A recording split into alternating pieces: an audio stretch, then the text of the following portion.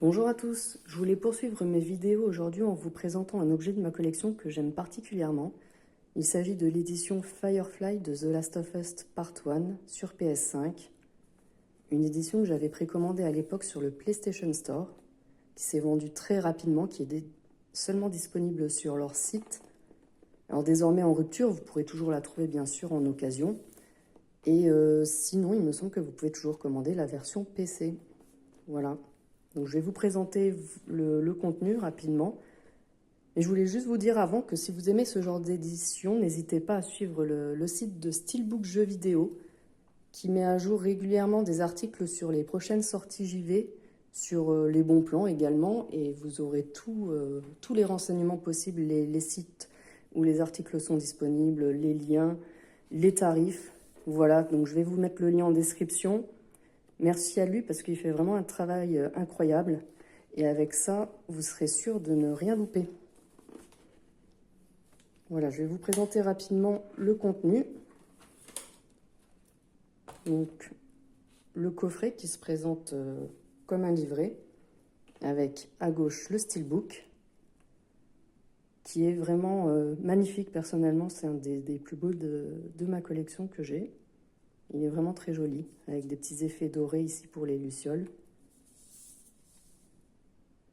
L'arrière, pardon.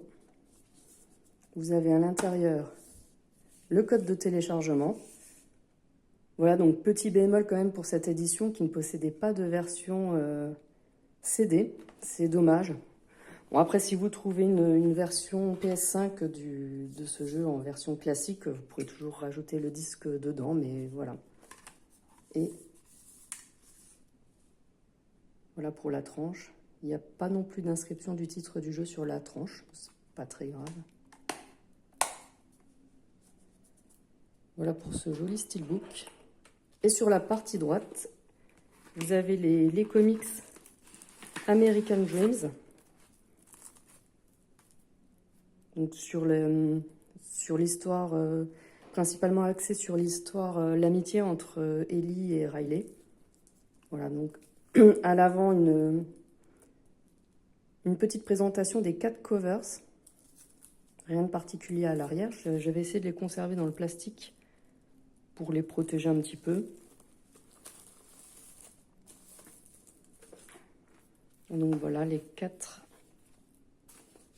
comics qui sont numérotés à l'arrière, donc 1 sur 4, etc. Et en anglais. Voilà, donc si vous n'êtes pas trop mauvais en anglais, c'est pas gênant. La lecture se fait assez facilement. Ils sont vraiment très jolis, ces artworks. J'aime beaucoup.